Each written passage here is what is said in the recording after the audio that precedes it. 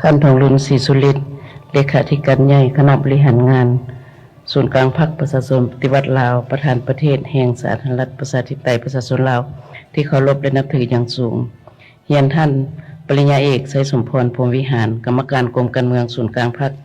ประธานคณะประจำสภาแห่งชาติประธานกองประชุมที่เคารพและนับถืออย่างสูงบรรดาท่านในคณะประธานบรรดาท่านการนำขั้นสูงอดีตการนำขั้นสูงของพรรคและรัฐที่นับถือท่านนายกรัฐมนตรีแห่งสาธารณรัฐประชาธิปไตยประชาชนลาวพร้อมด้วยคณะรัฐบาลที่นับถือบรรดาท่านสมาชิกสภาแห่งชาติแขกที่มีเกียรติที่นับถือและฮักแพงทั้งหลายโดยได้รับการมอบหมายจากท่านประธานคณะประจำสภาแห่งชาติประธานกองประชุมสมัยสามัญเทื่อที่7ของสภาแห่งชาติชุดที่9ข้าพเจ้าขออนุญาตรายงานต่อกองประชุมสมัยสามัญเทื่อที่7ของสภาแห่งชาติชุดที่9เกี่ยวกับเวียกงานบุคลากรดังนี้ 1. การพิจารณาคำเสนอของท่านนายกรัฐมนตรีเกี่ยวกับการยกย้ายสมาชิกรัฐบาลอิงตามกฎหมายว่าด้วยสภาแห่งชาติมาตรา33ข้อ2จำ3จำ2จำ9เกี่ยวกับสิทธิและหน้าที่ของคณะประจำสภาแห่งชาติในการพิจารณารับรองเอาการแต่งตั้งยกย้ายหรือปลดตำแหน่งเป็นรายบุคคลที่ดำรงตำแหน่งโดยสภาแห่งชาติเลือกตั้งและรับรองเอาการแต่งตั้งตามการมอบสิทธิของสภาแห่งชาติที่ได้กำหนดไว้อยู่ในกฎหมายว่าโดยสภาแห่งชาติมาตรา12ข้อ3จำ2จำ8อิงตามคำเสนอของนายกรัฐมนตรีฉบับเลขที่55นยลงวันที่28มิถุนายน2024เกี่ยวกับการยกย้ายสมาชิกรัฐบาลอิงตามการตกลงของกองประชุมคณะประจำสภาแห่งชาติสมัยวิสามัญครั้งในวันที่28มิถุนายน2024กองประชุมคณะประจำสภาแห่งชาติสมัยวิสามัญในวันที่28มิถุนายน2024ได้พิจารณาคำเสนอของท่านนายกรัฐมนตรี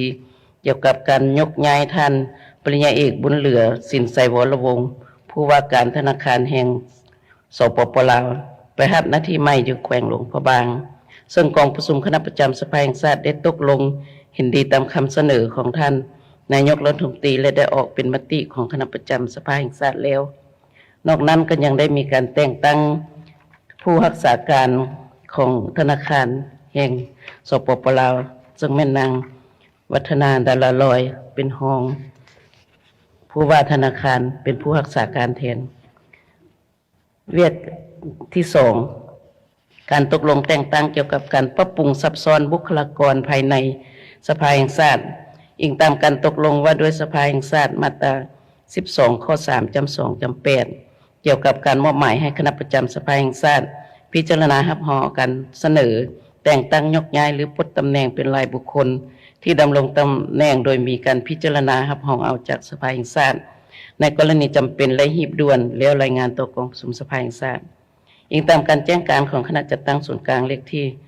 178คจสพลงวันที่28มิถุนายน2024เกี่ยวกับการแต่งตั้งพนักงานรับหน้าที่ใหม่อิงตามการตกลงของกองประชุมคณะประจำสภาแห่งชาติสมัยวิสามัญครั้งวันที่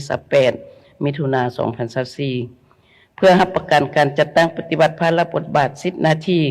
ของสภาแห่งชาติตามที่ได้กำหนดไว้ในรัฐธรรมนูญและกฎหมายในระยะท้ายสมัยของสภาแห่งชาติชุดที่9ให้บรรลุผลสำเร็จและมีประสิทธิผลสูงคณะประจำสภาแห่งชาติได้พิจารณาตกลงการปรับปรุงซับซ้อนบุคลากรภายในสภาแห่งชาติจำนวนหนึ่งซึ่งได้นำเข้าพิจารณาอยู่กองประชุมคณะประจำสภาแห่งชาติสมัยวิสามัญวันที่28มิถุนายน